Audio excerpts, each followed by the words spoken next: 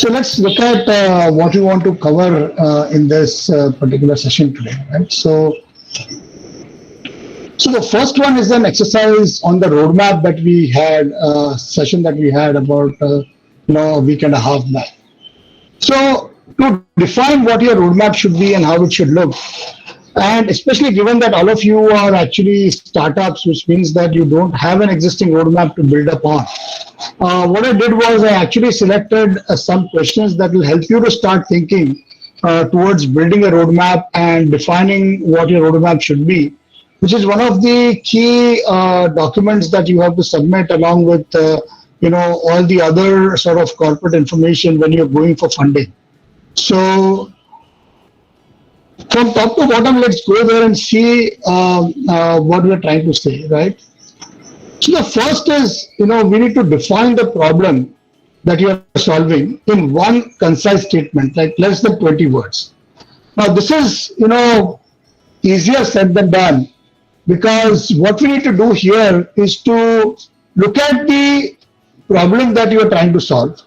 We have to define it, and by forcing yourself to do it in one concise statement, what you're doing is you're forcing yourself to think through what is the exact problem that you're solving, what is the pain point, right? What is it that people would pay money for?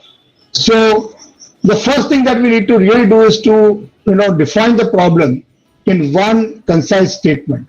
Now I know that Kiran has talked about what, Kiran, 5 words or less, but let's not get to that level of thing right now. I know you guys have probably started thinking about it, but even if we can do it in less than 20 words as a beginning, that will be good, right? The other thing that you want to start thinking around is what is your target market. Now, if you go to the net and if you kind of search for a definition, you will see like hundreds of literally hundreds of definition of what a target market is. But let me tell you what in my mind is a target market, right? Now, to me, the target market is a set of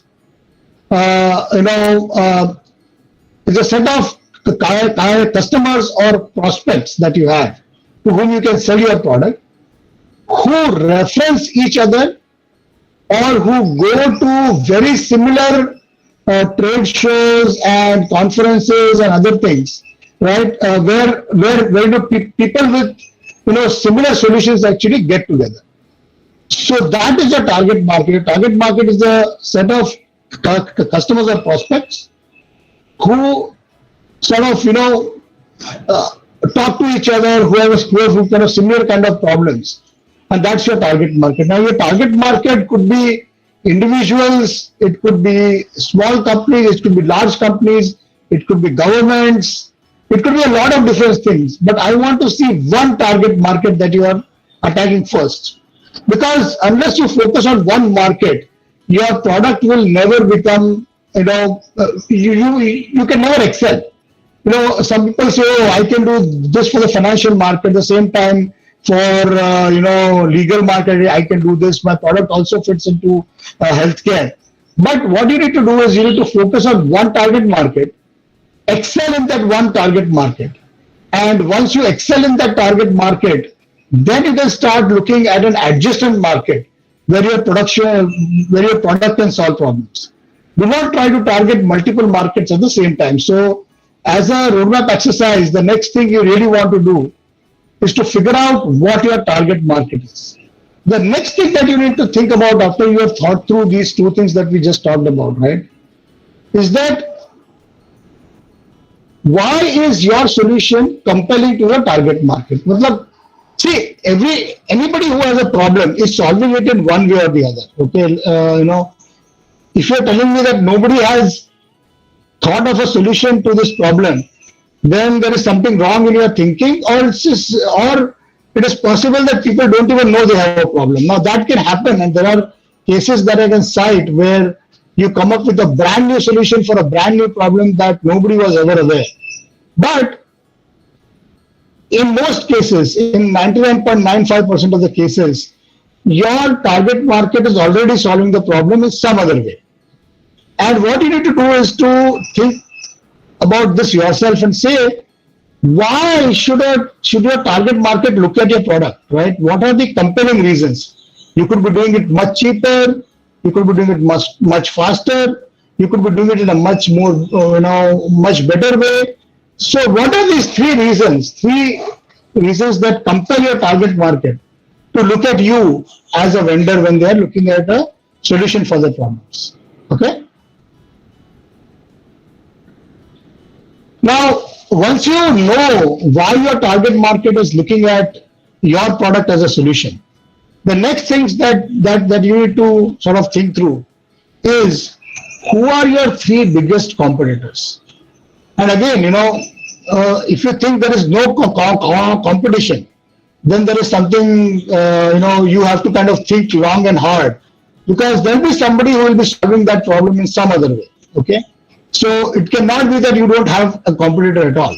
Some people might be solving the problem in a very different way than you are solving, but they are still your competitor, because that is a solution that target market could be purchasing instead of your solution, right? So what you do is you list down your three biggest competitors that you think are the biggest competitors, and what you should do is list one advantage that each competitor has that you will struggle to better than that competitor, right? So it could be that somebody is doing it manually, but they are really, really cheap.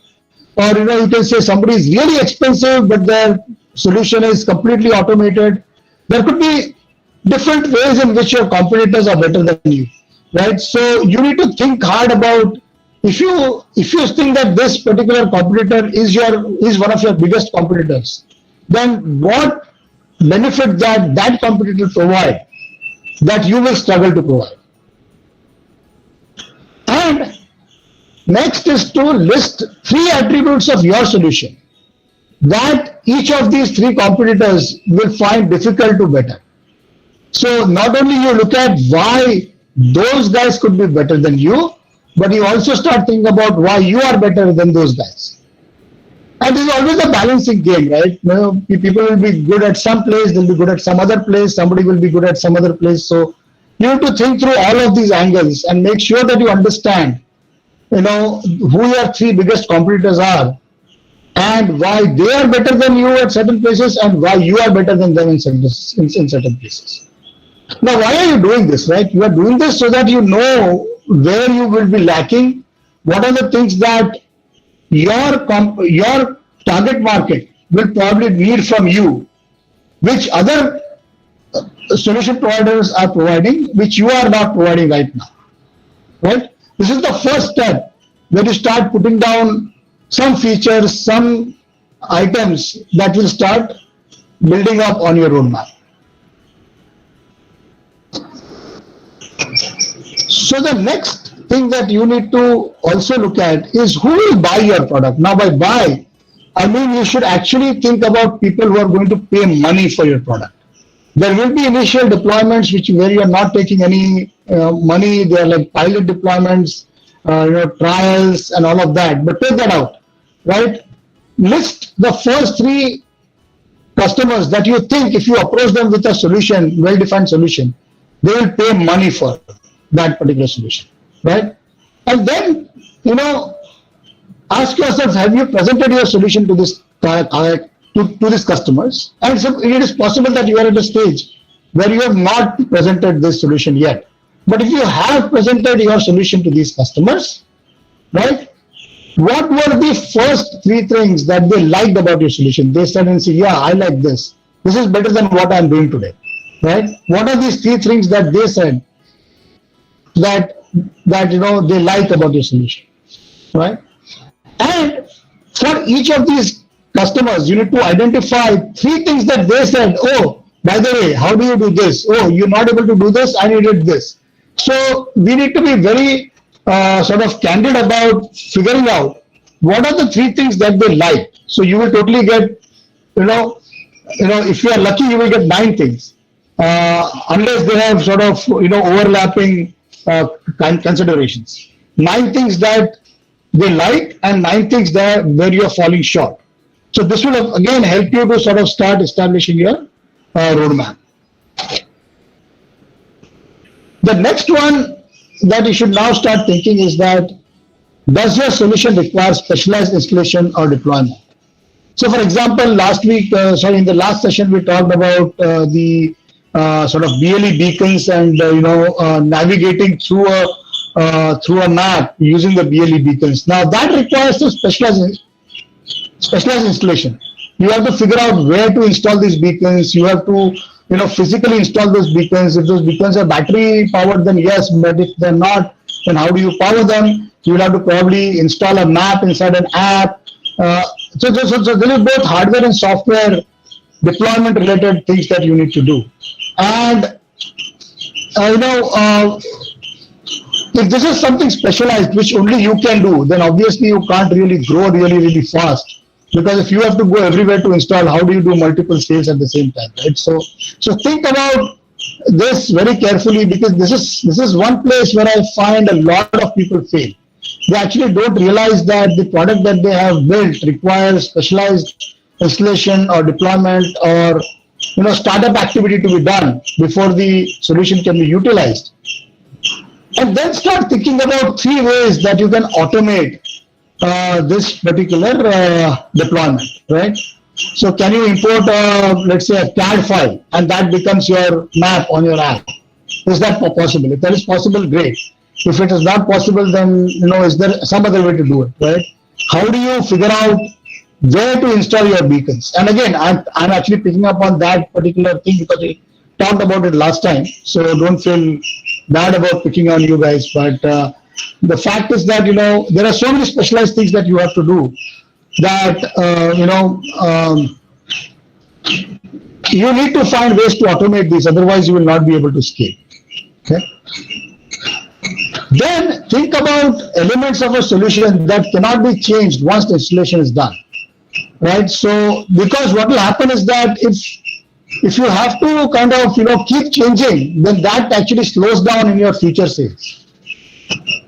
And think about, and especially if you have a software hardware sort of or a mixed solution, then can you improve things over time? Which means that a way to upgrade has to be one of the first features that you put inside your roadmap, that you can upgrade it either remote or maybe even on a local thing. But can you improve your product without doing a rip and replace is something that you need to think to. So these are the things that you need to think about when you're sort of defining your first roadmap. And I've sort of picked some of these items to make sure that we can do it as a part of the exercise, so that way you kind of think about this, and your first roadmap can evolve out of these questions that you ask yourself.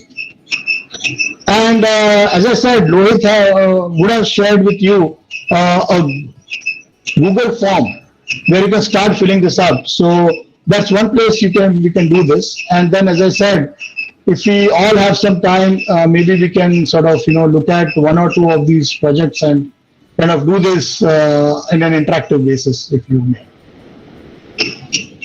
So that is about the roadmap exercise. So then moving on, right? The next thing is pricing, and you will see there is some overlap between what we did in the last exercise and this exercise, but the objective of this is different. This is to actually try and get you thinking about how you want to price your product, right? We talked about different things in the Monday session, and we are going to apply those things here, right? So the first one is that, which actually carries forward from what you did in the last exercise, is that you have identified three of your customers, correct?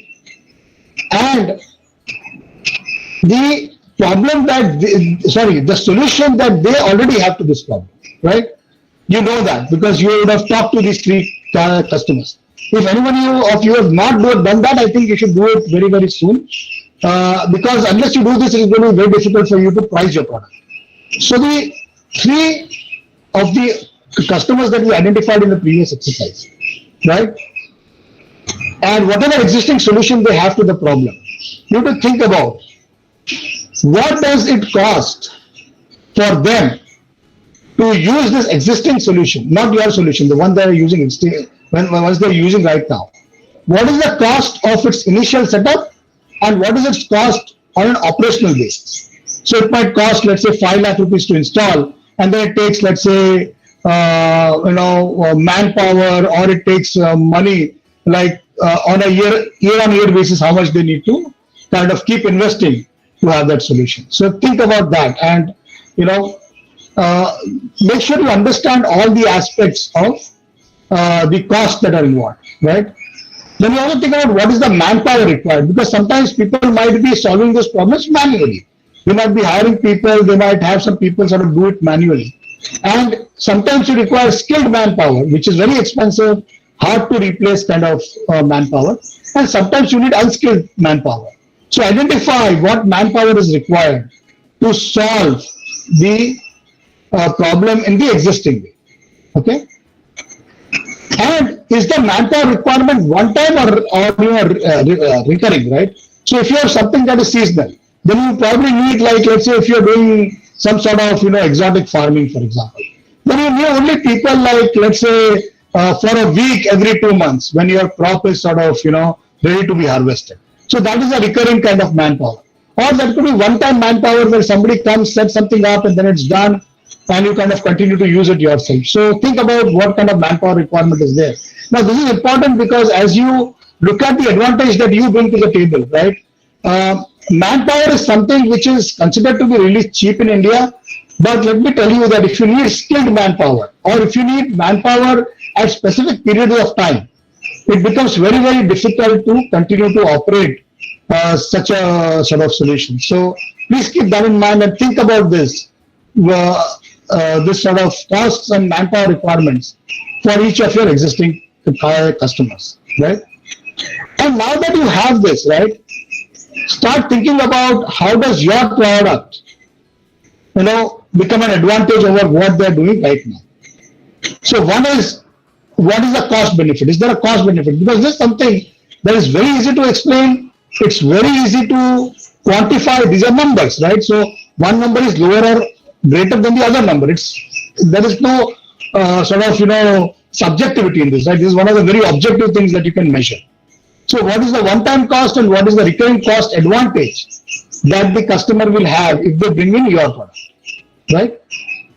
Similarly, what is the one-time and recurring benefit in the manpower requirement that your product has?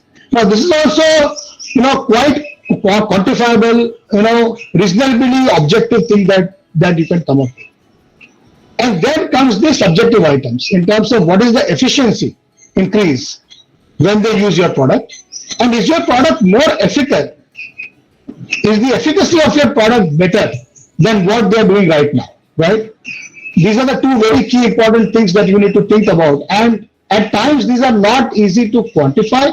You can't put a number to this most of the times, but you need to try and define how your product will bring in higher efficiency and better efficacy.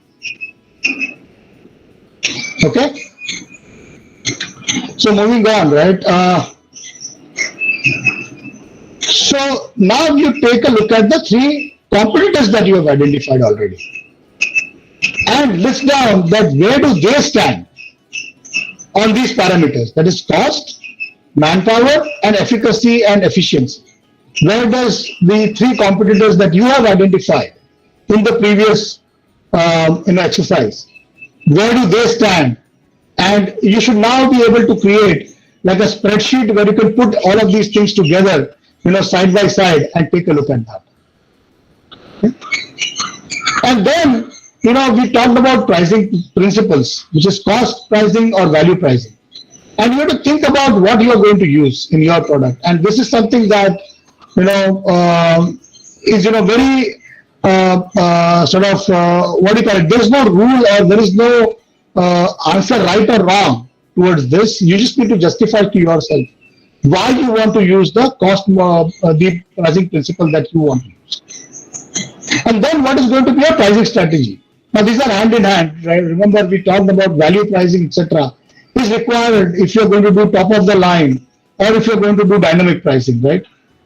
And then cost, and if you're going down the path of cost pricing, then you're typically looking at, actually, I'm sorry, this is the order of this question is actually wrong. We should first look at what is your pricing strategy going to be, and then we can come to the pricing principle. But nevertheless, right? So you should look at, why do you want to do the pricing strategy that you are thinking of doing? So you should think of top of the line really when your product is objectively better than everybody else. It brings in a lot of value, it reduces manpower, it does things much faster than others, or it does things much more better than others. Then you want to look at top of the line pricing strategy, because that way you can monetize much better. And remember, competition will catch up. So while you have the time, or as the saying goes, make hay while the sun shines. And that is what you do when you have a much better product that you're going to the market.